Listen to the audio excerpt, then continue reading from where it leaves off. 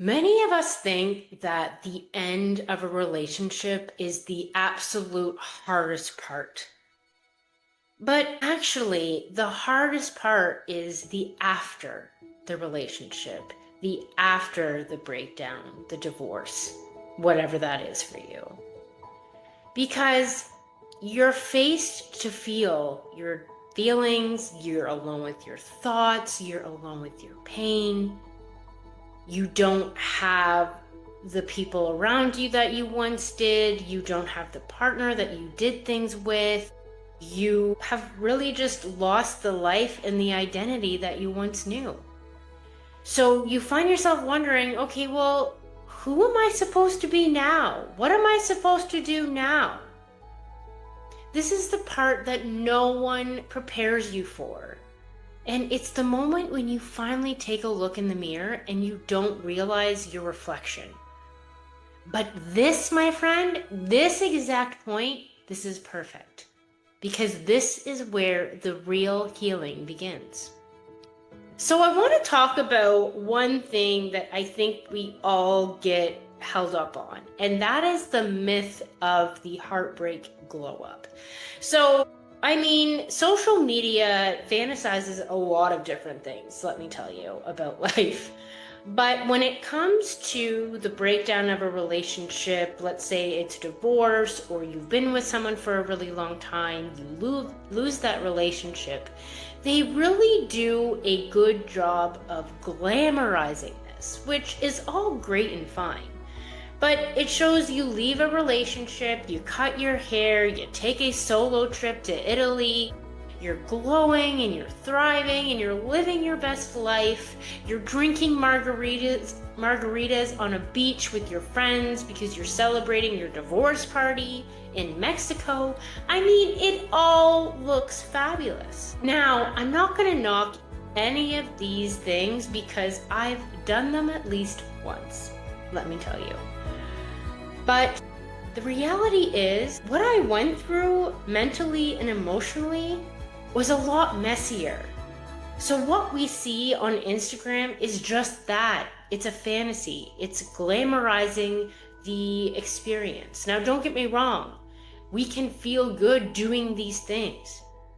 But we still have to deal with the incredibly hard moments. The pain of feeling alone.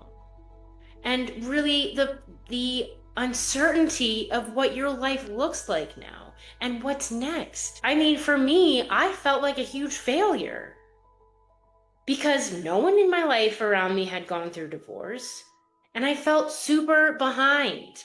Everyone else was getting married and having babies, and I was over here getting a divorce and thinking I was going to be alone for the rest of my life.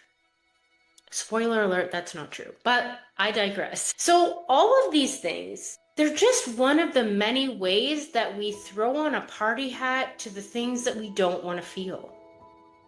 So why does this part feel so hard? So first and foremost, I really want to validate your feelings because they are truth. Because you're not just grieving a person, you're grieving an identity, a lifestyle, a house maybe, routines, the things that you did together, inside jokes, the circle of friends that you had. You're grieving all of those things, and those are not small things to let go of. They're really huge parts of your life.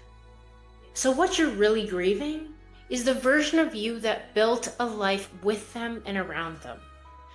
You imagined a life that you'd have marital bliss with the 2.5 kids and the house with a white picket fence. And you're grieving the role you played to keep the peace, to feel loved, and to stay safe and stay small. Or whatever the situation was for you. Maybe it happened and you were blindsided. But you lost the person you were in that relationship. You lose the routines, the holidays, the inside jokes, even your social circle. Some friends could be lost because, quote unquote, they were on the other person's side or they were closer to them. So your world really is ripped apart in a blink of an eye. And that's no small thing. that's incredibly difficult to go through.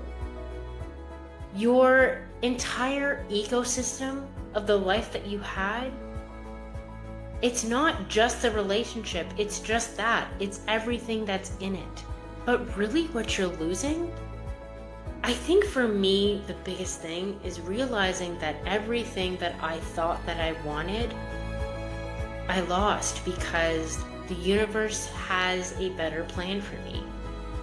The universe was saying, get out of the way because this ain't for you anymore. There's something greater. There's something more for you out there. So if you're in this messy middle, I commend you and I send you hugs and support. And honestly, this is where a lot of people just quit.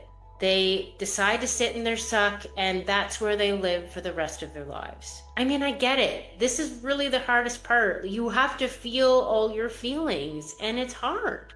You're moving out or you're signing the divorce papers or you're taking the kids from one house to the other and you have to move on with your life. So that's what most of us do.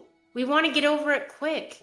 We want to throw ourselves into life and we do all the things just so we don't have to feel pain anymore. We don't want to look in the mirror to see the emptiness that we just can't shake. So we decide to slap on a new identity. For me, that was the party girl, the workaholic, the people pleaser, the serial dater. We rush into relationship after relationship just to fill another void, to feel loved and wanted. And we do this because we want to make ourselves so busy that we shove our shit underneath a rug about 10 feet down so we never have to think about it again. Our goal is to try and skip through to the good part. We want to fast forward. I mean, we live in a world of instant gratification. Look at everything we have. But the good part continues to feel bad because we're not dealing with it. Because we're not actually taking the time to stop and heal, to stop and have compassion for ourselves and what we've been through. That real healing, that is what happens right here, right in this moment, right in the train wreck of your life. So for me, this was the space where I chose to hear my own voice again. And I mean, actually, to hear my voice for the first time.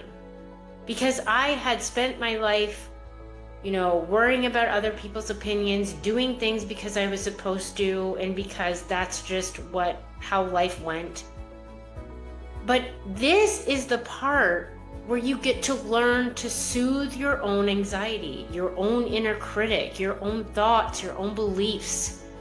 It's the moment you realize that, oh wait, I'm the one that actually needs the support and compassion. Surprise! You start to build a really deep relationship with the one person that matters most. And that's you. So this for me was the part where I stopped sitting in my suck, I stopped feeling bad for myself and said, screw this shit. Instead of making myself feel bad and bury my feelings and trying not to feel them, I decided to take ownership of my own life and make difficult decisions and do the hard things and choose to do life for me. So I started asking questions like, what do I want?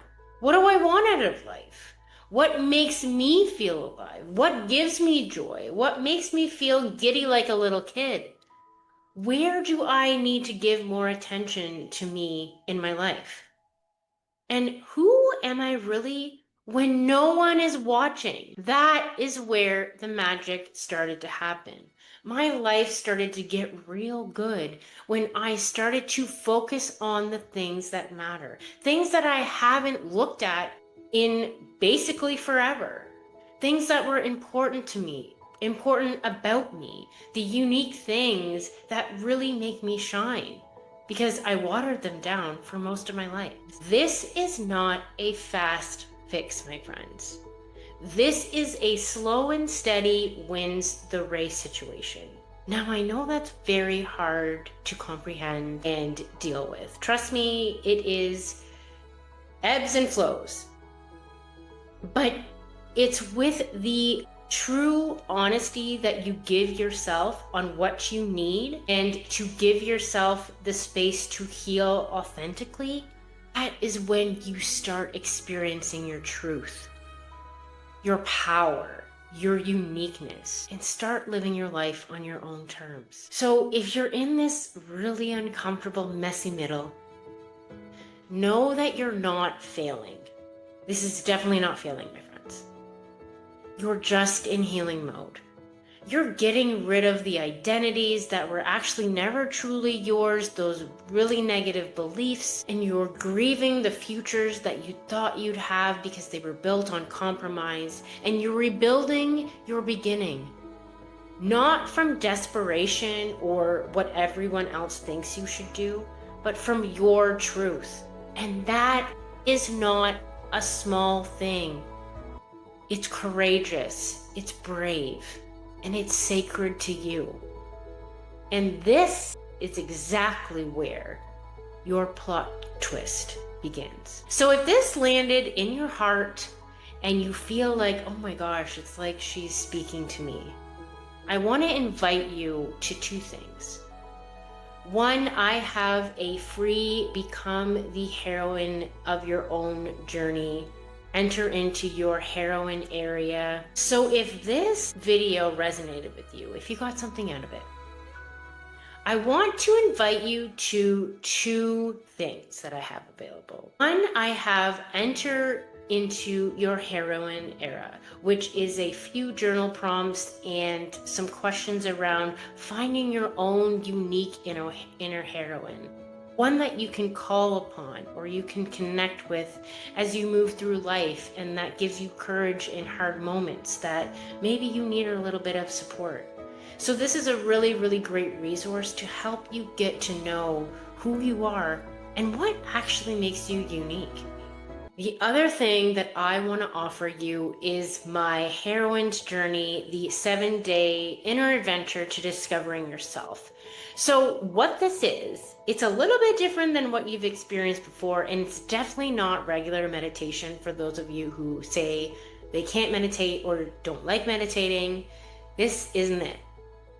But it is a 7-day cinematic experience that helps you reconnect with your imagination, your voice, and your sense of self. And this is where you can actually start rewriting your story from a place of truth.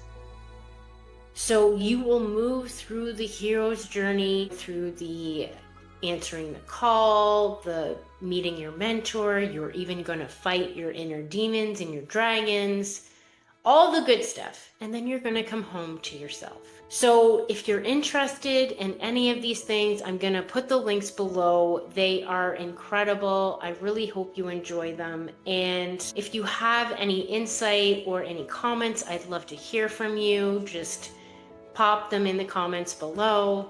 And I can't wait to see you in the next video. Thank you, my friends.